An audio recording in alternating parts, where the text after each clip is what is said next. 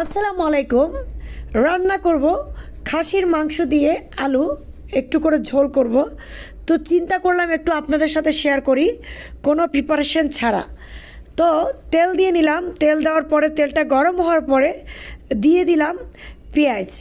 তো খাসির যে দাম, 1 কেজি খাসির দাম নাকি 1150 টাকা। মানুষ কি খাবে চিন্তা করেন। তো দিয়ে দিলাম লবণ। তো লবণটা পেঁয়াজের সাথে সাথে দিয়ে দিতে হবে, তাহলে পেঁয়াজটা খুব সুন্দর নরম হয়ে সিদ্ধ হয়ে যাবে। আর পরে দিলে পেঁয়াজটা কিন্তু ওরকম নরম হয়ে সিদ্ধ হবে না। তারপর এখানে আমি এলাচ, দারচিনি, তেজপাতা এবং বড় 2টা এলাচ, কালো এলাচ যেটাকে বলে বড় এলাচ, দিয়ে সুন্দরভাবে নেড়েচেড়ে একটু নেড়েচেড়ে নিচ্ছি, দেখতে পাচ্ছেন। তারপর দিয়ে দিচ্ছি আমি রসুন বাটা। তো রসুন বাটা দিয়ে নিচ্ছি আমি, দেখতে পাচ্ছেন। দেওয়ার পরে একটু নাড়াচাড়া করে নিচ্ছি, সবগুলো দিয়ে একটু নাড়াচাড়া করে নিব। তো আমার চুলাটা ইদানিং বুঝলাম না, এক সাইডে একটু বেশি হিট হয়। তো যাই হোক, এটা ঠিক করতে হবে। এরপরে দিয়ে দিচ্ছি আদা বাটা, দেখতে পাচ্ছেন। সব কিছু দিয়ে একটু একটু করে নাড়াচাড়া করতে হবে, না হলে দেখা যাবে পুড়ে যাবে, ঠিক আছে। একটু একটু দিয়ে নাড়াচাড়া করে নিতে হবে সুন্দর করে। তারপরে যে দেখতে পাচ্ছেন নাড়াচাড়া দিয়ে এখন আমি দিব এই যে বাদাম বাটা। এটা হচ্ছে বাদাম বাটা, দেখতে পাচ্ছেন। তারপর দিয়ে দিব আমি নারকেল বাটা। বাদাম বাটা এখন দিয়ে দিচ্ছি আমি, এটা হচ্ছে নারকেল বাটা, দেখতে পাচ্ছেন। তো সবগুলো দিচ্ছি আসলে, কারণ হচ্ছে যেহেতু গেস্ট খাবে, মেহমান খাবেন, তাই সব কিছু দিয়ে একটু রান্না করার ট্রাই করছি। আর না হলে এত কিছু ইউজ তো করা হয় না।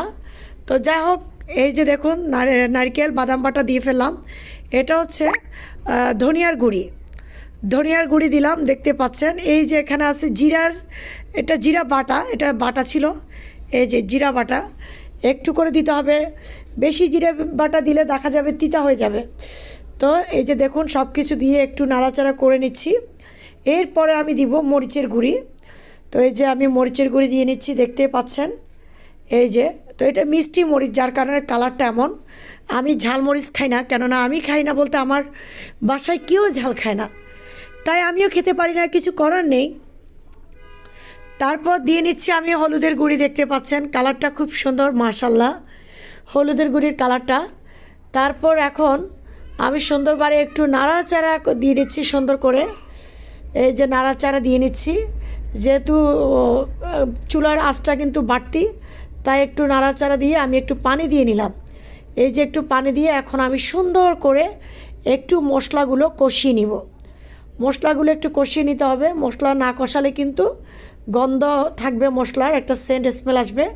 এই যে দেখেন তেল কিন্তু উপরে উঠে গেছে, তেল উপরে দেখা যাচ্ছে, মশলা কিন্তু কষানো হয়ে গেছে। তারপর আমি একটা টমেটো ফালি করে দিয়ে নিয়েছি। তো ফালি করে দিয়ে নিয়েছি, এর মধ্যে আমের মশলা কষানো প্রায় শেষ। এই যে দেখেন উপরে তেলটা উঠে এসেছে, তার মানে মশলা কষানো হয়ে গেছে। এখন আমি খাসির মাংসগুলো ঢেলে দিব।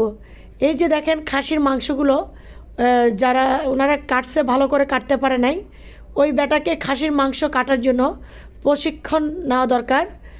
সে মাংসই কাটতে পারে নাই, মানে মাংসগুলো কেমন জানি করে ফেলছে, আমার কাছে ভালো লাগে নাই।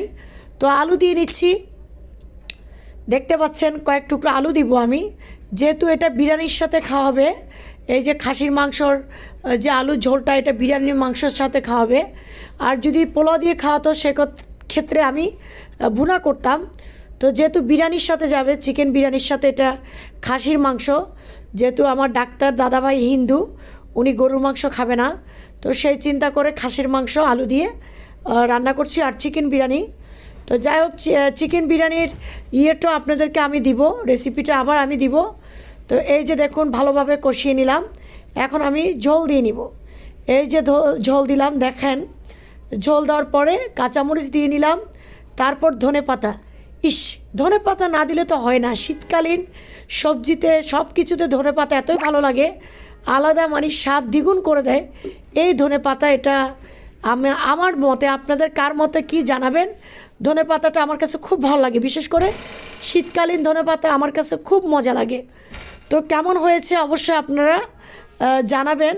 আর যারা আমার প্রবাসী ভাই বোনেরা আছেন, তারা এভাবে একবার রান্না করে খেয়ে দেখবেন, আশা করি ভালো লাগবে। তো কেমন হয়েছে জানাবেন। অবশ্যই কমেন্টে জানাবেন। ভালো থাকবেন, আল্লাহ হাফেজ।